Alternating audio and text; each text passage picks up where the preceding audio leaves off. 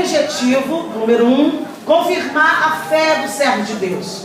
O servo de Deus, o profeta Isaías, começou o seu ministério profético antes da morte do rei Uzias. O rei Uzias morreu, aí parece que as coisas se descambaram, né? Parece que as coisas perderam um pouco o sentido. E Isaías, ele profetizou do capítulo 1 ao capítulo 6, né? De uma forma muito própria, muito né, veemente. Mas estava faltando alguma coisa na vida daquele homem. Estava faltando uma coisa especial no seu ministério. E aí no capítulo 6, no ano da morte do rei Uzias, Isaías estava na casa de Deus e ele teve uma visão. Ele teve uma visão do trono do Senhor Jesus. E o nosso irmão João, no capítulo 12 do Evangelho de João, versículo 41, vai dizer: Isaías viu a Cristo. Isaías viu e profetizou a respeito daquilo que viu. Porque Isaías é o profeta messiânico. Ele teve a visão do Cristo da glória. Porque a Deus ninguém nunca viu. Mas o Cristo, que é o representante, o Filho de Deus, né? Representante de Deus para a humanidade, para todos nós, ele se fez conhecer. Então ele teve a visão do Cristo da glória. E essa visão tinha, como disse antes, objetivo número 1, confirmar sua fé, fortalecer sua fé. E número 2, operar sobre os seus sentimentos. Porque depois de uma perda como aquela que Israel sofreu com a morte de Uzias, e Uzias, ele morreu leproso. Vocês lembram disso, né? Uzias teve um tempo de glória. Aliás, ele reinou 50 anos aproximadamente, mas no final dos seus dias ele morre leproso. Ele vai tomar uma coisa que não era para ser tomada, ele vai tomar uma posição que não deveria ter sido tomada. Abuso de poder, essa é a palavra que eu não gostaria de usar, mas vou usar, porque tem gente que acha porque ele é rei, porque ele está na frente, porque ele lidera, ele pode fazer o que quer. Só que ele foi tomar, né, o lugar de sacerdote e não deu muito certo. E aí Deus riscou mesmo o nome de Uzias da terra, no sentido de bani-lo, né, do seu trono nos seus últimos dias. Porque começar bem é legal, mas terminar bem é melhor, né, irmãos? Tem gente que começa tão bem e termina mal. Esse é um exemplo bíblico, para a gente nunca jamais perder o controle das coisas. Nós precisamos começar bem e terminar bem. Não podemos deixar, irmãos, os nossos últimos dias terminarem sem que as pessoas até mesmo sintam a nossa falta. Tem gente que morre, e quando morre, o povo diz assim: foi tarde. Mas é bom quando a gente vai embora da terra para o céu, que eu estou indo para lá, né? Deus está indo para lá, né, irmão? Está todo mundo indo para lá. E as pessoas sentem falta. Morreu fulano faz uma falta. Fulano aqui na igreja, irmã Ciclana, irmã Albertina, irmã Flávia, irmã fulano de tal, quando estava entre nós era uma maravilha. Então Uzias morreu e o povo, né, sepultou, mas de uma forma assim, já trazendo uma certa restrição, porque enterrar uma pessoa tomada de lepra é literalmente apagar o nome dela da terra. E aí o texto vai dizer que Isaías, no ano em que morreu rei Uzias, ele vê o trono do Senhor. Que maravilha, que os reis da terra sucumbem, mas o rei do céu continua sentado no seu trono. Irmãos, vai passar tudo, mas ele não passa. Sua palavra não passa, seu poder não passa, sua santidade não passa. Eu glorifico aquele que está no trono. Os nomes dos reis da terra, é por isso que Isaías vai falar uma coisa interessante, eu não posso esquecer, e tem que abordar agora, porque tem muita coisa para falar, senão a mente vai devagar e a gente não consegue falar tudo. Preste atenção no que eu vou dizer. A visão que Isaías teve do trono não foi um trono qualquer. Ele vai dizer assim: eu vi o Senhor assentado sobre um alto e sublime trono. Isso não fala só, olha para cá, isso não fala só de transcendência ou de imanência. Isso fala de um Deus que governa. Isso fala de um Deus que está num trono alto e sublime, livre de qualquer contradição, de qualquer competição. Ele está acima de todos os tronos. Ele está acima de todos os governos. Por isso que ele está lá no alto. Por isso que Satanás, olha para cá, quando era anjo de luz e andava entre as pedras afogueadas, se sentiu muito importante. Ele disse assim: eu vou colocar o meu trono acima do trono do Altíssimo. Aí ele tentou subir, mas de lá ele foi lançado para baixo. Porque quem é que pode estar acima de Deus? Quem é que pode estar acima do governo de Deus? do controle de Deus. Ei, quem é que colocou na sua cabeça que esse problema aí não tem solução? Ele está sentado sobre um alto e sublime trono. Ele está no trono acima de qualquer contradição e qualquer competição. Quem é que pode bater de frente a Ele e continuar vivo para contar a história? Preste atenção no que eu vou lhe dizer. Teu problema não é nada perto do Deus que se assenta no trono e governa todas as coisas. Eu quero ouvir o glória decente na tua boca. Deus está no trono e isso é fato. Gostando ou não gostando, se rendendo ao querer dele ou não, confessando o Filho dele como Senhor e Salvador ou não. E é isso que me deixa alegre, porque o homem querendo ou não, Jesus um dia vai vir para governar essa terra. Ele vai se assentar no trono nesta terra também. O trono de Deus não é um trono estático. O governo de Deus não é um governo estático. Ele está no céu, mas um dia vai governar a terra também. E vai governar e todo joelho vai ter que se dobrar. E toda língua vai ter que confessar que Jesus Cristo é Senhor para a glória de Deus Pai. Você pode adorar esse Deus.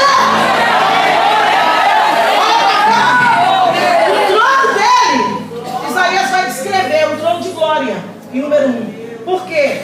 Porque todos adoram. Toda a terra, todo o céu, todos os anjos, seres criados debaixo da terra, dentro da terra, todo mundo adora. Você não quer adorar? Não quer glorificar? Não quer fazer o que Deus está mandando você fazer? É uma briga constante para você fazer a vontade de Deus? Não quer fazer como foi falado aqui através da serva do Senhor, que Jesus chega na casa de Simão, Simão fariseu, ninguém faz nada, ninguém adora, ninguém beija, ninguém limpa os pés, ninguém lava os pés, mas a mulher desde que chegou, a pecadora desde que chegou, começou a adorar Jesus desde o momento que se prostrou aos pés dele. E é isso que eu quero afirmar na noite desse dia. Não quer fazer? Tem quem faça. Não quer adorar? Está pensando que o trono de Deus vai deixar de levar a súplica, de receber a adoração, porque você se nega a adorar, você se nega a se curvar diante dele? Minha filha, os seres celestiais, a visão de João na ilha de Patmos é clara.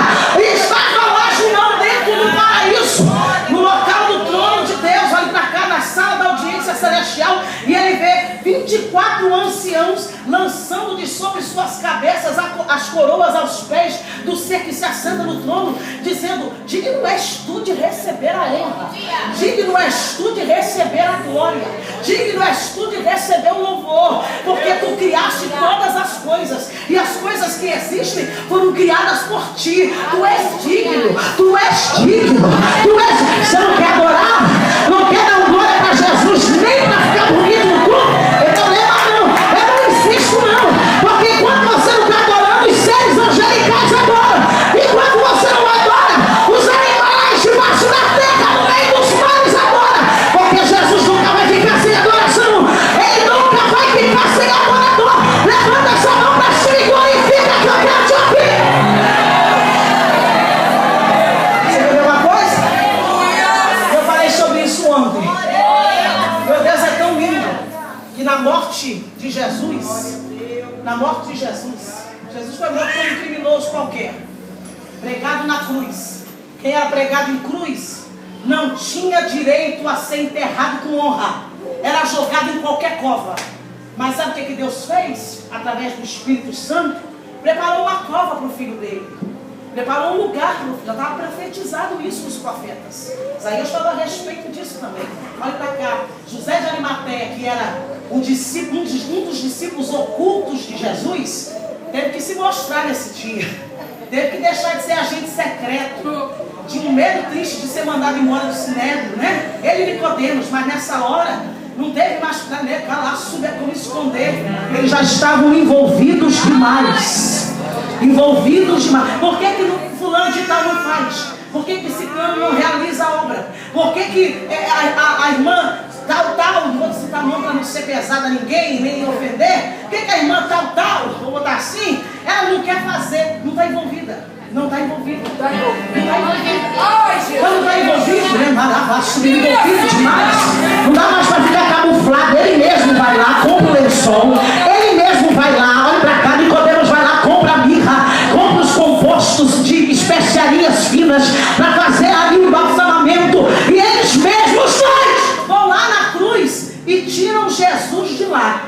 Eles eram pessoas de posses, podia ter pago alguém para poder tirar o corpo de um morto crucificado, olhe para cá, de cima daquela cruz, mas eles mesmos, eles, os dois, tiram Jesus de lá.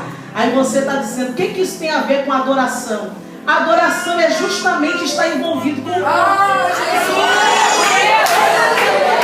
Você entendeu isso ainda não?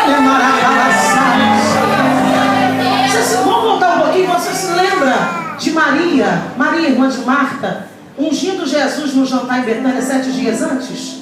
Por que ela fez isso? Envolvida estava e não dava mais para voltar atrás. E ela queria honrar o seu mestre. E ela honrou. Ela derramou aquele perfume caro sobre o corpo de Jesus e ficou todo mundo enciumado, né? Ficou todo mundo assim. Judas começou a conversa e todo mundo entrou na dança. Que quando está todo mundo desligado, só basta um para puxar o coro, para fazer o resto, né? Calaço vai cantar junto, só basta um solista para poder solar o coro da música, né? A estrofe da música, melhor dizendo. E aí, naquele coro de todo mundo dizendo, poderia ter pego dinheiro e dado para os pobres. Jesus olha e diz assim, os pobres vocês têm todos os dias. Ela fez isso porque ela está envolvida comigo. Tão envolvida que não dava mais para segurar. Tem gente que ela manda sabe, que já está tão envolvido que não dá mais, não dá. Você acha que dá para mim voltar atrás agora? Depois de 25 anos envolvido e 40 anos de vivendo nessa terra, servindo a Jesus, não dá mais.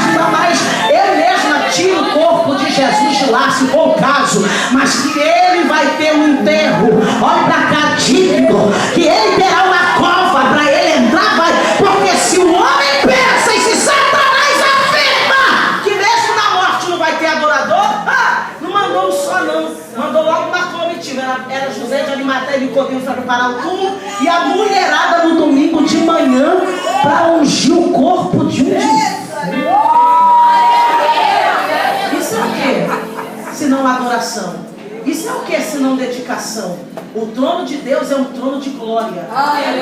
O trono dele é um trono de glória, porque diante desse trono todos se curvam e todos adoram. Até os inimigos de Jesus um dia vão ter que se curvar. Até Satanás vai ter que abrir aquela boca rasgada dele e dizer, tu és o Cristo, tu és o Senhor, tu és. Você não deu glória para Jesus repetindo, mas tem gente que já entendeu e está adorando. É o trono dele que está no nosso meio na noite desse dia. Abre essa boca, levanta a mão e dê glória. O trono dele, número 2. Se é trono de glória, também é trono de governo. Olha para cá, trono de governo. Diante do qual, todos um dia vão se dobrar. E todos nós estamos sujeitos a Ele. Se Ele governa, se Ele é Senhor, estou sujeito a Ele. A Ele. Obediência a Ele. Até o meu pensamento eu tenho que levar cativo a obediência de Cristo. Ele não de correr. Então quando Isaías vê o trono, ele vê o trono de Deus, olha para cá, como um trono de glória, como um trono de governo. E número 3, para a gente correr, como um trono de graça. Como o escritor aos Hebreus uma vez relatou, cheguemos pois com confiança ao trono da graça. Gente, graça é uma palavra que no Antigo Testamento ela tinha um significado e no Novo outro.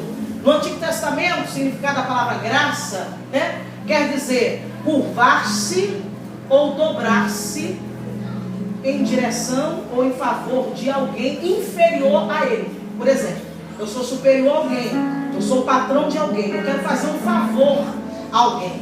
Então o que eu faço? Eu me coloco igual, eu me encurvo, eu desço. Você se lembra de Esther, quando recebe ali o cetro, quando o cetro se estende e ela toca na ponta do cetro?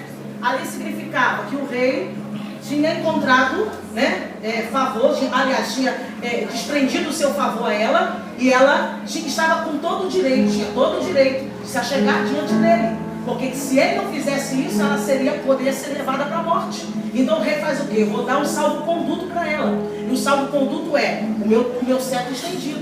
Com o meu cetro estendido, eu coloco ela, eu me equiparo a ela, eu coloco ela numa posição favorável. Ela pode se achegar a mim, ela pode se achegar a mim. O rei desce e o servo sobe. Coisa estranha, né? O rei se coloca numa posição igual e eleva aquele que está embaixo para ficar igual a ele. Vai entender isso? Meu Senhor! Vai entender isso, irmãos? Você não está entendendo o que Jesus está falando. Meu Deus!